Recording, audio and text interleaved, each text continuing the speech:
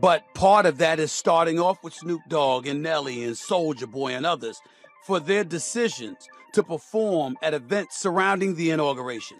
It amazes me that to convince black people that Donald Trump cares about them, he takes pictures with celebrities. It's amazing to me.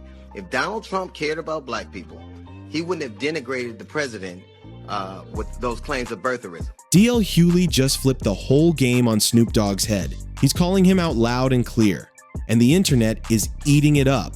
The wild part? Snoop is getting dragged with his own words. Back in 2017, most important thing is there's got to be a solution, because this has been going on in the industry for a whole years, for decades. And at the same time, you know, nobody wants this to be true, and it shouldn't have to be true. But if we don't fix it and do something about it, history will constantly repeat itself. Now, Suge, you said something early on that I want to get clarification for the audience. Suge, you said early on, you can't just look at Diddy in isolation. You said this was done to him. He learned from others, and it was done to him, and then he did to others. To me, that sounds like what I hear when people are talking about of situations, you know, hurt people, that someone was used, they wind up being a perpetrator. Is that what you're suggesting about Sean Combs, that he was used and he now uses? Yeah, I think that's absolutely right. I think he repeat what was done to him. And like I said, if you look at Russell Simmons, you know the truth. Andre Rail, you know the truth. Brian Davis, you know the truth. Jimmy Iovine, you know the truth.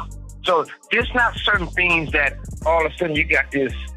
The industry is a quick business. It's been like that for a long time. And the casting couch is real, but it's for women and men. But far from all that, I think the most important thing is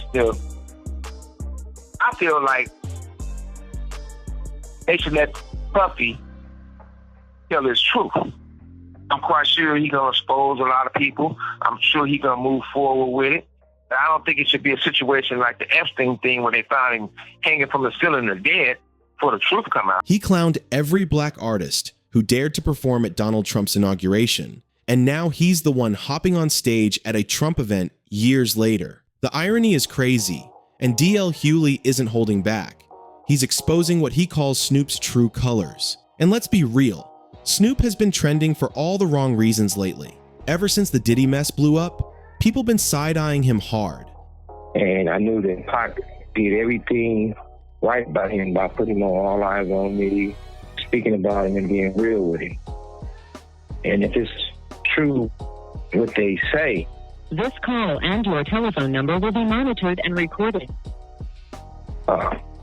Face-to-face is going to be a lot of explaining to do. Only way you have a radio if you was at the fight with us and you had a security detail. Now, not having a security detail, what are you doing with the radio? The rumors say he's been playing both sides, some calling him the culture's inside man, while others say he's working with the feds. Even wilder, there are theories floating around that he betrayed Tupac. Yeah, the street's been whispering about that for years, and now it's bubbling up again. Nah, chill.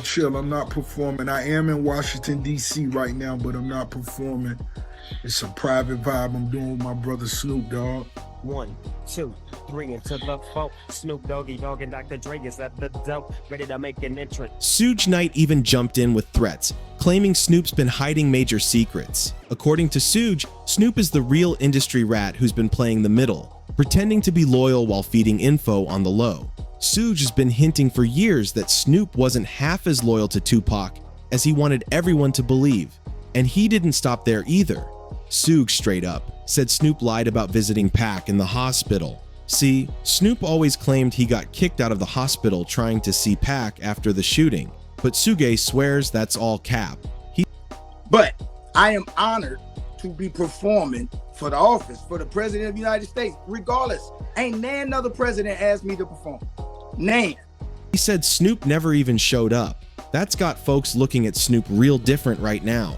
And then came that Trump performance, which had social media exploding. Snoop, Nelly, and Rick Ross all hit the stage at one of Trump's inaugural balls, and people were heated. Fans couldn't believe they were performing for a man whose bass probably doesn't even mess with their music like that. But Nelly wasn't backing down. He clapped back during a convo with rapper Willie D, saying, "I'm not doing this for the money. It's an honor. I respect the office. Period." So ain't nobody gonna perform for Donald Trump, huh? Which one of you jigaboo is gonna be the first one to do it? I'm waiting. I'm gonna roast the one of you Uncle Tom is for doing it. Which one of you gonna do it first?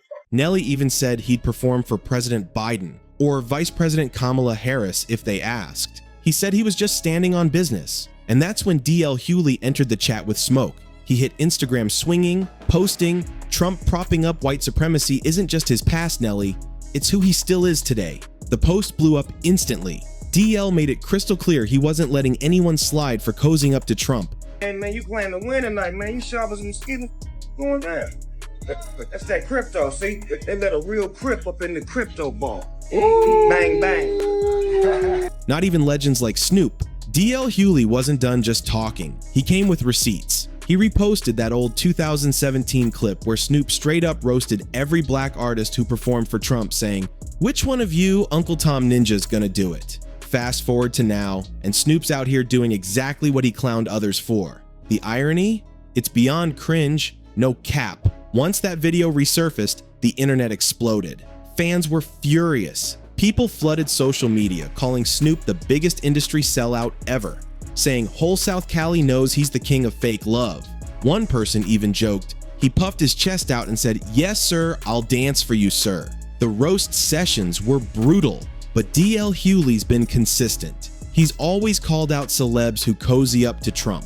Back in 2017, when Steve Harvey rolled up to Trump Tower talking about working with Ben Carson, DL snapped. He dropped a fiery post saying, "It amazes me that to convince black people Donald Trump cares about them, he takes pictures with celebrities." Then he added, "If Trump cared about black people, he wouldn't have pushed those birther lies or stoked racist fears." DL even questioned why Trump was always using rappers, comedians, and athletes as spokesmen for the entire black community. He said, "You'd rather see us run the ball than run the country." That hit hard then, and it still hits now. DL made it clear. He wasn't falling for the PR tricks, and he sure wasn't staying quiet about it either. Now here we are again, full circle. Snoop, Nelly, and Rick Ross taking the stage for Trump. DL says it's not about the culture, it's about power. According to him, Trump's team carefully picked performers who wouldn't scare the white audience too much. He even threw shade about the crowd, saying, "Some of us were in the house, while most of us were still in the fields." That line went viral instantly. DL also claimed this was a flex move by Trump, a way to prove he could make someone like Snoop, who once trashed him publicly, switch sides for the cameras. That's some serious psychological chess right there. And DL's not wrong. It's a terrible look. Notice Trump didn't call up rappers like Waka Flocka, Kodak Black, or Lil Pump this time. DL said that's because they already did their job. They brought the controversy once, but now they don't move the culture anymore. Instead, Trump went for the big fish, Snoop Dogg, someone respected, global, and guaranteed to make headlines. And guess what? It worked. The internet stayed undefeated with savage takes about the whole situation. One user said, like DMX said, they sold their souls to the devil and the price was cheap. Another one chimed in, after Snoop's Olympics glow up, he really thought he was untouchable. He forgot the internet never forgets. And some people took it even further, calling Snoop the ultimate informant. One post read, "You ever notice how Snoop's always good in Hollywood? He's in every commercial, every brand collab, even carried the Olympic torch. Come on now." Then came the line that summed it all up. When you get a certain amount of money, you can excuse anything, but money can't erase history. That part hit different. No matter how legendary Snoop's career is, people aren't ready to forgive or forget this one anytime soon. The backlash isn't dying down, and this whole story just keeps getting messier by the day. So what do you think?